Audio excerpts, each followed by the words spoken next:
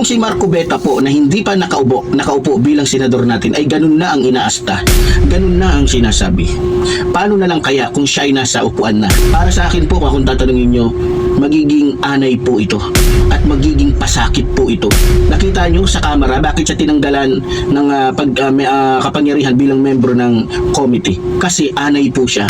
Nakita nyo yung kahibangan, katarantaduhan, kahayupan ng budlat na ito, mga kababayan. Para gusto niyang sabihin na siya lang ang matalino, siya lang ang may alam gumawa ng mabuti. Pero kung makikita mo sa pagmumukha pa lang ng putang inang ito, itong hayop na to, itong gunggong na congressman na to, na sinusuka na ng kongreso dahil sa sobrang pagiging anay nito. Makinig ka sa akin, Marcoleta, ikaw putang ina mo ka. Gunggong ka, siraulo ka, gago ka, demonyo ka, putang ina mo ka. Marcoleta, kung iniisip mo na mananalo ka dahil sa mga sinasabi mong gunggong ka, kung ako sa'yo magpatiwakal ka na dahil salot ka lang sa bansang ito. Yan siya noon, pero mamaya magtataka kayo kung bakit siya nagkaganon. Habang nanonood ako kagabi, alam naman ninyo, galit na galit ako sa taong yun. Ngayon, ayaw ko sa taong yun. Pero napanood ko siya kagabi, hindi ko napapansin, nakangiti ako. Sabay ganun, alam mo yun, para kang nanonood ng isang boxing na hindi mo, o nanonood ka ng isang sayaw na hindi mo alam na sumasayaw ka na rin pala. Para kang nanonood ng isang boxing na hindi mo alam na pati ikaw ay gumagalaw na rin pala. So, doon ko na-realize na okay naman pala. At sana, hindi lamang sa pagkakataong ito o sa usapin ng flood control Hindi lang talaga. projects o katiwalian tungkol sa flood control projects, makikita natin ng isang Marcoleta na nakikipaglaban, no? Nagtatrabaho para sa taong bayan. Yan siya noon, pero mamaya magtataka kayo kung bakit siya nagkaganon. Bibitinin ko muna kayo. Sa video na panood ninyo, tama, totoo po, tama po ang narinig ninyo. Tama po yung napanood ninyo na itong si Aso noon na hanggang ngayon ay aso pa rin, syempre, bukang pumambyo na ito. Bumaliktad na ito, biglang lumambot yung kanyang puso. Hindi ko alam kung may puso ba ito ha. Depende po sa inyo ito mga kapatid, mga kababayan at mga boss kung ano reaksyon ninyo. Pero dito sa Boss Rick Reaction TV, kakaiba tayo rito. Kung ano yung ating nararamdaman, yun ang sinasabi natin. Yan ang pag-usapan natin sa araw na ito. Pero bago natin simulan, shoutout muna sa lahat ng mga kapatid, mga kababayan at mga boss, lalong-lalo na po ng ating mga subscribers, mga silent viewers, at syempre kayo mga obob na mga bashers. Kasali kayo rito. Manood kayo rito para matuto kayo. At syempre pa, bago natin simulan ang video na yan, bati muna tayo ng isang magandang dabulol ako. Magandang umaga po, Luzon, Visayas at Mindanao. At syempre pa sa mga kapatid natin, mga kababayan natin na nasa iba't ibang panig ng mundo. Magandang umaga, magandang tanghali, magandang hapon, magandang gabi po sa inyong lahat dyan. Kamusta na po kayo? Sana po sa video na mapapanood ninyo, maibsan man lang yung inyong kaunting damdamin, yung kaunting galit, kaunting ha ba? Basta, sana maibsan. Depende na yan sa inyo. Karapatan po ninyo kung ano ang magiging reaksyon ninyo sa video na mapapanood natin dito sa araw na ito. Pero syempre, mag-comment kayo dyan sa baba pagkatapos nyo mapanood ang video. Ngayon, excited na ba kayo? Pero bago yan, nais ko lang magpasalamat syempre. Kudos sa iyo. Maraming salamat po sapagkat ang video po na ating ihahain ngayon ay kinuha po natin. Huwag kayo maingay, kinuha natin kay kapatid na Tinig ng Karunungan. Kasi kagaya ng sinabi niya, huwag na kayo pumunta doon sa kanyang channel. Dito na kayo manood kasi ginawa namin ito para sa inyo. Shoutout sa iyo kapatid na Tinig ng Karunungan. Ngayon, excited na ba kayo? Opo, totoo. May nag-comment kasi sabi, boss, totoo ba yan? Totoo po ito. Totoo itong sinasabi ko. Hindi po ito AI. Walang AI rito. Bawal kay Boss Rick ang AI. Bawal kay Boss Rick ang PI.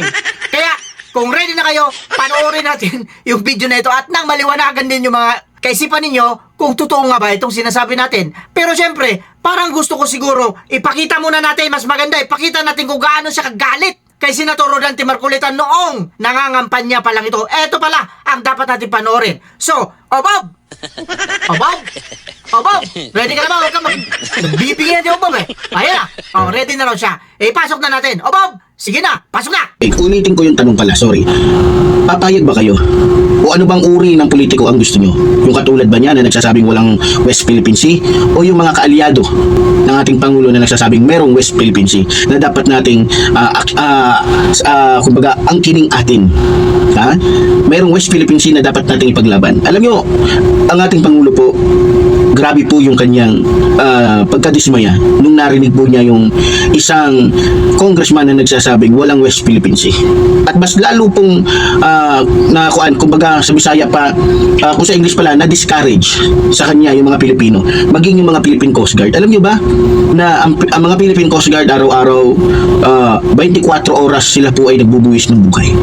Sila po ay nag-aalay ng buhay para lamang po ipagtanggol ang mga lupain na pagmamayari po ng ating bansa. Ngayon, kung si Marco Beta po na hindi pa nakaupo bilang senador natin ay ganun na ang inaasta, ganun na ang sinasabi. Paano na lang kaya kung siya ay nasa upuan na ng Senado bilang isang senador? Para sa akin po, kung tatanungin nyo, magiging anay po ito at magiging pasakit po ito. Nakita nyo sa kamera bakit siya tinanggalan ng kapangyarihan bilang membro ng committee? Kasi anay po siya. Tapos binabaliktad niya yung mga ginagawa daw niyang magaganda, kinukontra daw ng mga congressman. Para gusto niyang sabihin na siya lang ang matalino, siya lang ang may alam gumawa ng mabuti. Nakita niyo yung kahibangan, katarantaduhan, kahayupan ng budlat na ito, mga kababayan. Nakita niyo? Diba? Sanay na sanay siya magmaliktad. Pero kung makikita mo sa pagmumukha pa lang ng putang inang ito, itong hayop na to, itong gunggong na congressman na to, na sinusuka na ng kongreso dahil sa sobrang pagiging anay nito, makinig ka sa akin, Marcoleta, ikaw putang ina mo ka. Ha? Akala ko ba ipapatawag mo ko sa Tricom? Ha? Bakit wala ako dyan? Ha? Ba't wala ako dyan? Eh, natural, wala ako dyan. Nandito ako eh. O, kahit patawag mo pa akong gunggong ka, siraulo ka, gago ka, demonyo ka, putang ina mo ka. Ha? Hindi ako pupunta. Dahil alam ko, ang utak mo, utak demonyo, utak diablo, utak satanas. Ha? Marcoleta, kung iniisip mo na mananalo ka dahil sa mga sinasabi mong gunggong ka, kung ako sa'yo magpatiwakal ka na, dahil salot ka lang sa bansang ito. Alam mo ba, Marcoleta, sasabihin ko sa ito to? Lahat ng mga mangingisda na nangingisda doon sa West Philippine Sea, dismayado sa'yo at sinusumpa ka. Kinakahiya ka. Bakit ka nga ba naging congressman? Pero meron ako narinig mga kababayan na yung pagiging congressman nito ay tila merong malalim na usapin. Nagtataka sila, ayaw ng mga tao sa kanya dyan sa lugar na kung saan pinaglilingkuran niya. Pero bakit nananalo siya? Samantalang maraming kababayan natin dyan sa distrito niya na ayaw sa kanya. So, napakahiwaga po. Bakit lagi itong nananalo? Napakahiwaga. So, sa tingin niyo ba't kaya? Nabiti na naman kayo, ano? Yan ang mga sinasabi niya noong nangangampanya pa lang itong si Senator Rodante Marcolita. Talagang galit na galit ang mama. Talagang gustong manakit, di ba? Napansin naman ninyo. Galit, sobrang galit na galit. Pero syempre, may kabaliktaran yan. Ito yung sinasabi natin dito. Pagka hinawakan na ng Diyos ang iyong damdamin, ang iyong puso, wala kang magagawa. Ito yung... Nako, wag na ninyo kasi subukan ang Diyos. Kagaya doon sa mga sinabi niya. Di ba? Sabi niya rito, nagtataka raw ang mga tao. Bakit hindi naman siya gusto ng mga tao doon sa kanyang pinaglilikuran? Bakit nananalo? Ob ka. Diyan pala magtaka ka na. Di ba ibig sabihin, ang Diyos ang may gawa ng lahat. Pero bago natin mapanood yung kanyang pagbabalik, kung gaano siya humanga kay Senator Rodante Marcoleta, syempre, bibitinin ko muna kayo ng konti. Pag-usapan muna natin itong sinasabi niyang galit na galit siya kay Senator Rodante Marcoleta pang tawag niya rito. Mulagat ang tawag niya rito at kung ano-ano pa pang lalait ang ginawa nitong ob-ob na ito. Pero syempre, kagaya ng kasabihan, ang isda lagi ang nahuhulig sa bibig kahit gamitan mo pa yan ng lambat. Diba? Ngayon, kung gusto na ninyo mapanood talaga at atat na kayo kung ano ba talaga sinasabi, boss, totoo. Kanina ka pa salita na salita, boss eh. Ipasok mo na kasi ang ob-ob na yan para malaman namin kung totoo talaga yung sinasabi mo, boss. Boss, Rick, eto na. Huwag kayong mag-alala, huwag kayong magalit sa akin. Mag-comment kayo sa baba. Mamaya pagkatapos ng video. Eto, panoorin muna natin to si ob-ob na bumaliktad na. Hangang-hanga na kay Senator Rodante Marcoleta. Kabaliktaran doon sa mga sinasabi niya noon na galit na galit siya. Hadlang, anay, balakid, etc. etc. Eto na, isasalang na natin yung video para hindi naman kayo magalit sa akin. Eto na, tanungin muna natin, Bob! Ready raw. Mas maganda tanungin natin si kapatid na Tinig ng Karunungan. Kapatid, Tinig ng Karunungan, ready ka na ba dyan? Nasa kabilang studio ito eh. Ready na raw siya. Pwede niya na ipahiram yung kanyang video. Eto na, pahiram po, kapatid pahiram na raw. Kapatid, pasok mo na yan. So, napakalalaking pera po, mga minamahal ko mga kababayan. Ang laking pera po na kung saan tila hindi naman po napakinabangan at hindi naman talaga nalapat sa proyekto. Pasensya na po kayo sa sasabihin ko. Ito na. Marami po siguro masasaktan. Sa pag-iimbestiga po ni Senador Marcoleta, Yan. marami po akong nagustuhan sa kanyang pag-iimbestiga.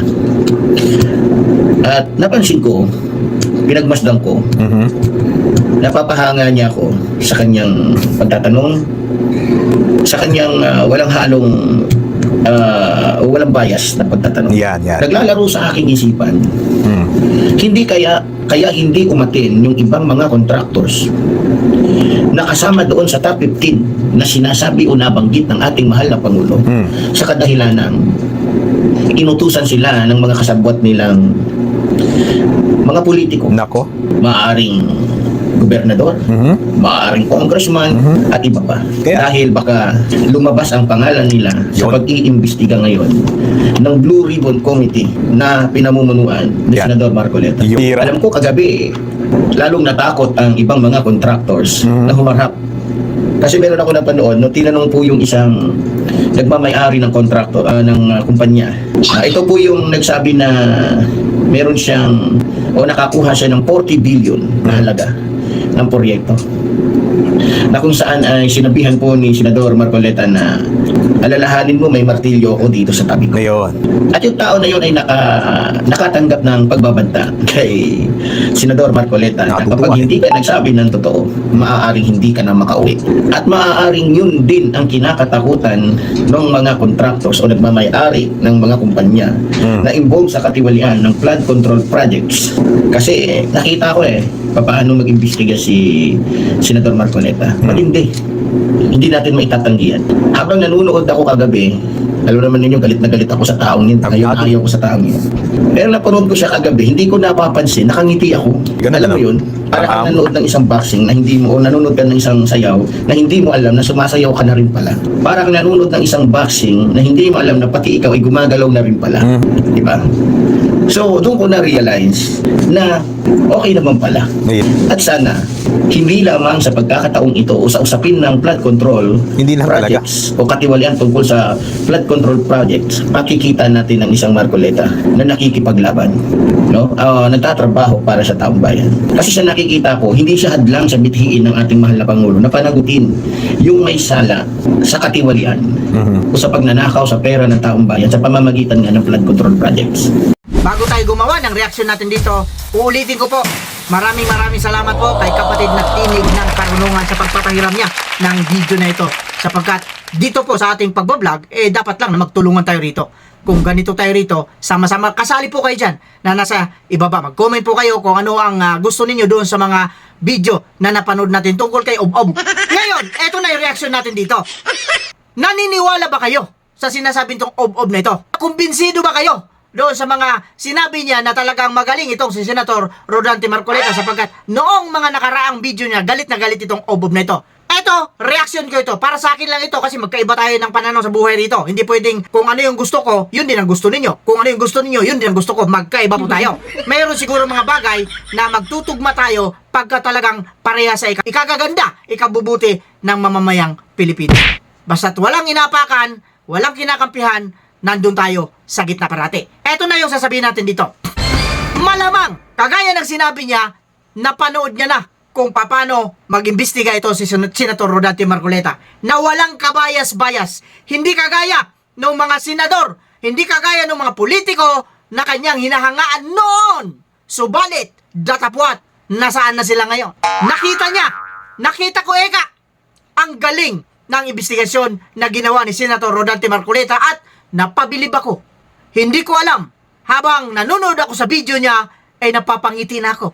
Ang gaganda, magaling talaga bang buladas itong hinayupak na ito. Talagang dito sa mga lumalabas sa kanyang bibig, talagang maaakit ang kanyang mga subscribers. Kaya nga dumami ang mga subscribers nito. Pero, kamusta ang mga viewers mo ngayon, Ob-Ob? Ha? Pababa ka na ng pababa. Para ka ng spaghetti. Pababa ng pababa ng pababa. Nakita ko yung mga video mo. 4 days ago, 1,000. 4 days ago, 600. 4 days ago, 800. Isa lang ang ibig sabihin niyang Ob-Ob. Wala ka ng credibility. Hindi kagaya ni Boss Rick Reaction TV. Magkaiba tayo ng hangarin sa buhay. Magkaiba tayo ng ibinahagi sa ating mga viewers. Si Boss Rick Reaction TV nagsasabi ng katotohanan at pawang katotohanan lamang. Samantalang ikaw, ang birada mo, reaction ko, puro kasinungalingan. Puro paninira. One-sided ka. Kung sino lang yung gusto mo, yun lang ang masusunod. para sa'yo. Yun lang ang mabango para sa'yo. Kamusta ang nangyari ngayon? Ang nangyari ngayon sa sinasabi mong anay dyan sa Senado. Kinain mo yung sinabi mo. Pero sa bilang banda, maganda na rin yan para sa amin. Kasi bakit? Pinitik ka na kasi ng Diyos. Tumigil ka na, sabi ng Panginoong Diyos. Huwag ka nang mambalahura ng mga tao na hindi mo kilala.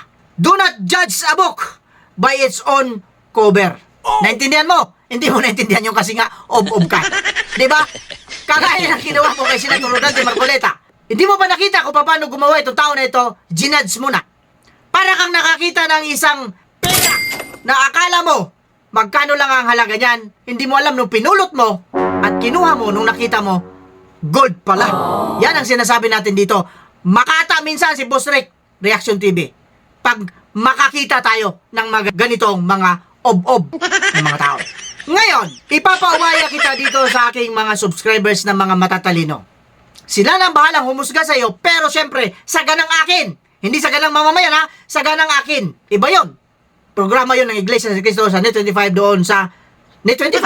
Ngayon, saga ng akin. Masasabi ko rito, naiisip nyo ba yung naiisip ko? Hindi kaya takot ito na mapatawag doon sa Senado sapagkat itong si Senator Rodante Marcoleta ay walang kinakatakutan. Kahit sino, kaya niyang harapin. Ito yung sinasabi natin dito. Kaya ikaw, Bob, baka ginagawa mo lang ito para hindi ka na ipatawag sa Senado. Nako, nagkakamali ka.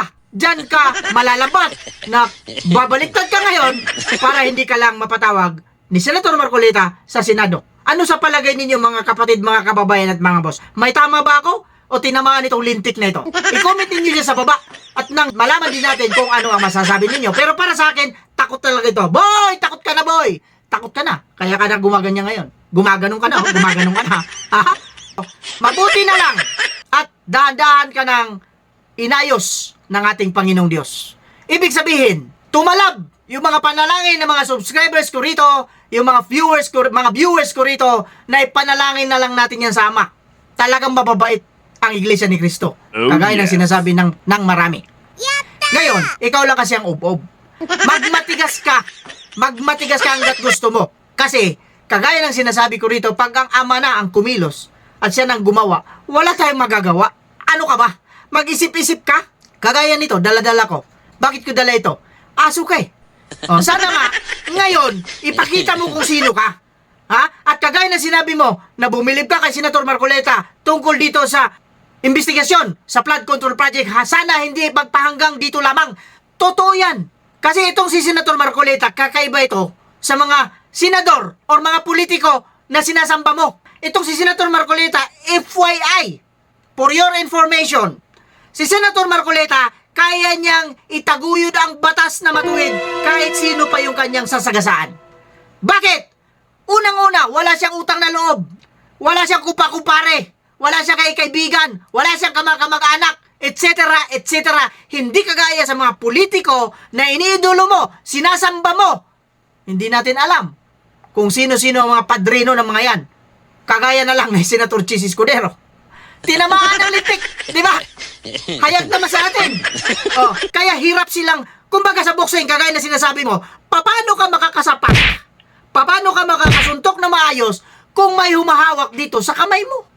Yes, makakasuntok ka, pero walang pwersa. Hindi malakas. Di ba? Hindi kagaya doon siya, Senator Marcoleta, na kahit